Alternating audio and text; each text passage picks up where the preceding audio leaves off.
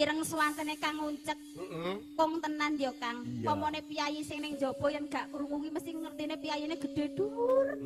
Bagus ganteng ngono. Tenan nek. Terus asline piye? Manis ta? Manis.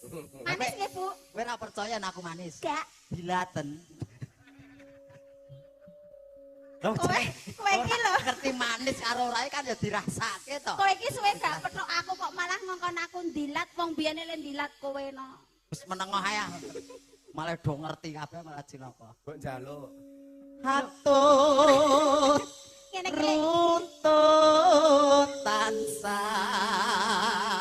reruntungan. Kayak gitu syuting CSB. Nek TV, aku kan ngerangkul sliramu. Ngerangkul. Sing nggo nonton iki dikira aku ngobok-obok kowe lho. Kok iso? Tanganku ora cukup kene nggo ning burine tok kok.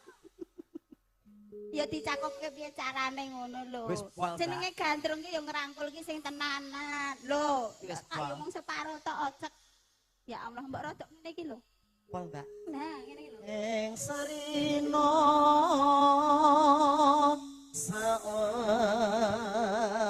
ngene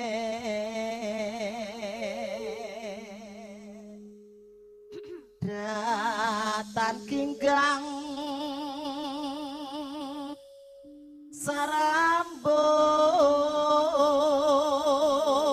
sarambut Gupun kuwi uceke Pripun? uceke kaya ngono ki rek ayo duwe anak barang ki. Mosok to, Kang? Terus ning gawe piye? kae tak rasake rada jeru lho. Lah, ora kan omongane tak rasake rada jeru. Reka cah kaya ngono. Wong ngene iki ya menungso kok. Neng aku ya penasaran gawene piye ya? Gawene ya ngono, Mbak. Lah prakteke kene kok piye yo? Piye? Yen aku arep ngomong kan yo ora iso. Aku ki terus bayangke to. Bayangke ngene iki to.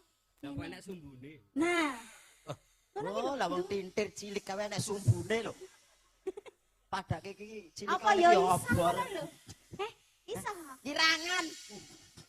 Aku penasaran nih, Kang. Yo alah lah engko.